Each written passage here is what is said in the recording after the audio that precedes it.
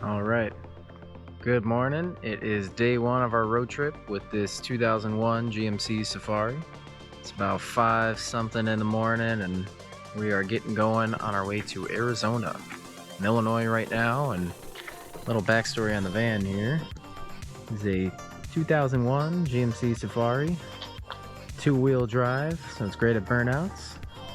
Pretty clean little rig here. We had some growing up, so I'm pretty familiar with them, but this one is passed down from my grandparents here, and interior is actually very clean, just loaded down with all the tools I'm taking back with me as well. But we're doing about a 1,500-mile road trip through the mountains, the desert, the flatlands, the Midwest, everything with this thing, and we are getting going today. It's gonna be about a 3-day road trip here. So, got her all set up with the little GPS Garmin unit, because everything in here is very 2001. So I will keep you guys updated from the road, but hopefully no issues with it. It's been maintained pretty well its whole life, so hoping to have a smooth run across the country. I'll catch up with you guys soon.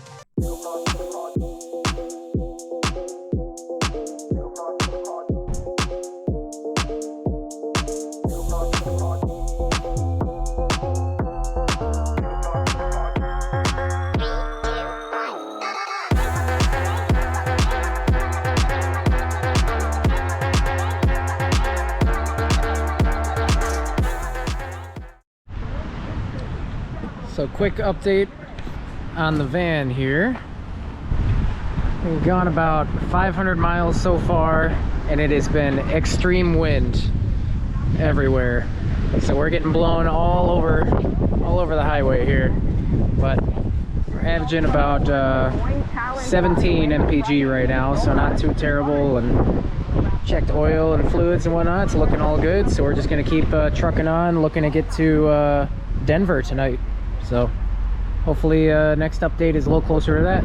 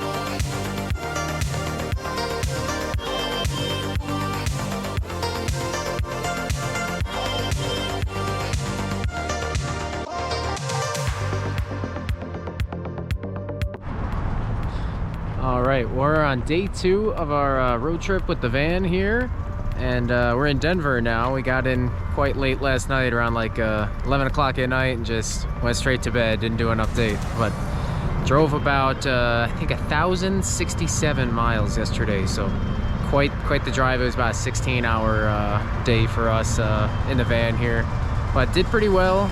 Only a few issues, not a whole lot, but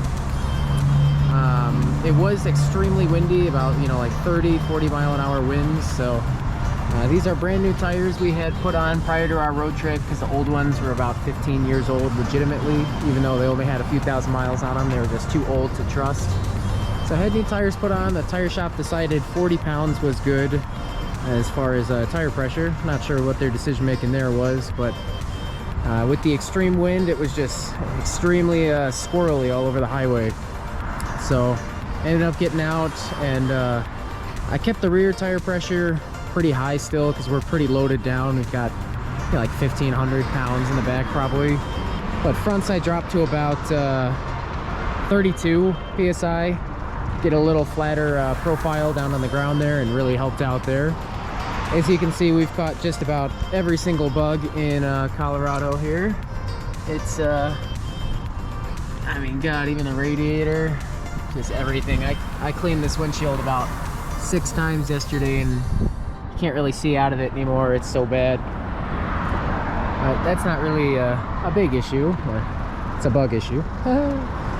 And then it's another, we were climbing a pretty long hill getting into Denver, and it popped a check engine light, and luckily I've got a scanner with me here, and we pulled over, took a look, and it was a mass airflow sensor, you know, like performance range. So nothing crazy out of the ordinary that I've seen. I've got a 2004 Silverado also that kind of pops that when you're at elevation, you know, like 5,000 feet or higher, you're climbing a long hill.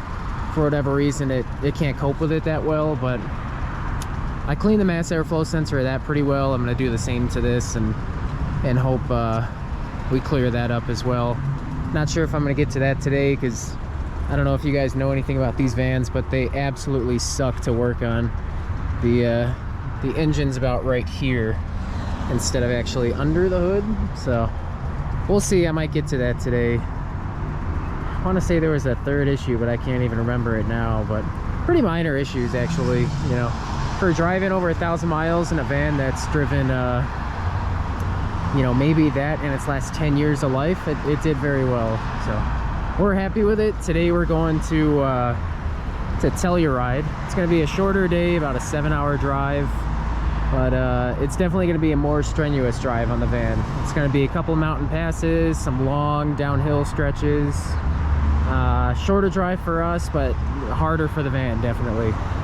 But I will catch up with you guys on the road and give you some updates of our mountain fun.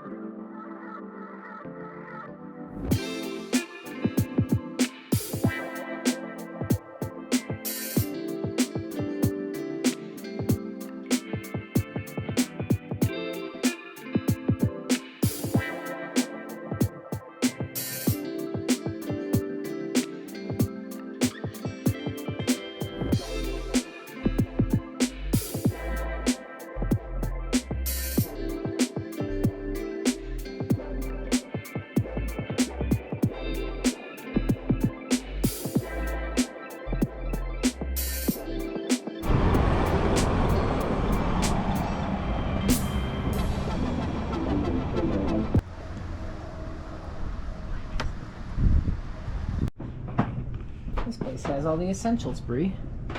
All the essentials? Milk, molasses, and pork and beans. What'd you say? Skin and blood remedy? Skin and blood remedy. Jesus Christ. Sarsaparilla. Sarsaparilla. Where is that? Skin and blood. Oh yeah. That's the good stuff right there. You can't get that anymore. Vegetable liver medicine. Give me that. Oh boy. Oh.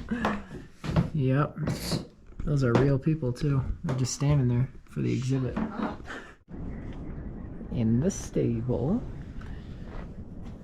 Satanic King of Pain. It's for external use only. For man or beast.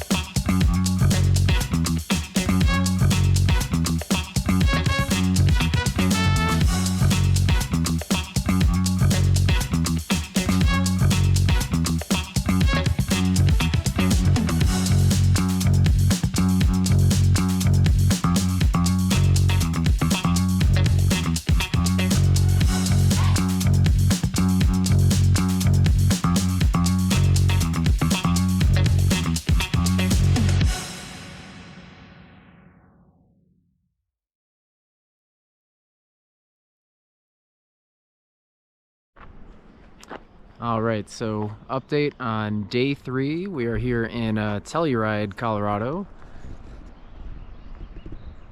Really beautiful place to be. Not a whole lot of updates on the van. Yesterday we drove about 400 miles from Denver to Telluride here. Couple of issues yesterday that we hadn't encountered the first day is we were climbing a lot of large mountain passes, and it was starting to get a little hot.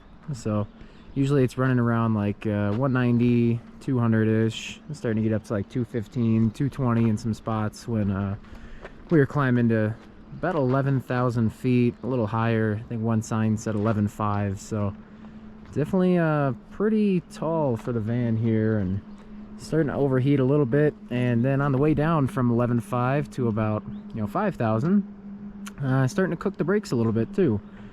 Had these brakes inspected prior to leaving, and they said pad life is good, rotors look good, but I think they're just quite old or something like that. And I know as soon as we get back home, probably gonna be putting EBC brakes on it or something like that, because we live in the mountains as well. So had to stop for a while and let the brakes cool down. And this does have the 4L60 transmission in it, so I didn't really want to engine brake too hard with the 4L60 as they are glass. You just look at them wrong and they decide to blow up. So kind of slow going yesterday. Like I said, 400 miles, and actually got better gas mileage yesterday than we had the first couple of days, though. We actually almost got 20 mpg in this guy, so I don't know how we managed that, but that's cool. And I'm gonna do a little bit of hiking, a little bit of scenic stuff in Telluride today, and I will catch up with you guys on the road.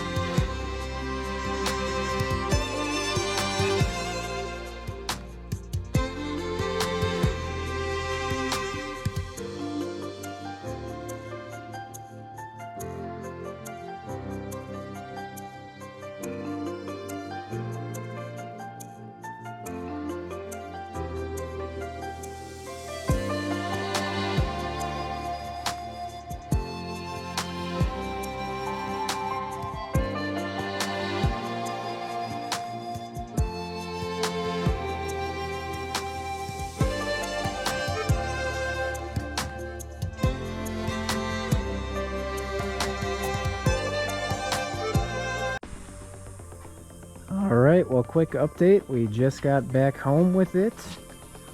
1,821 miles in total.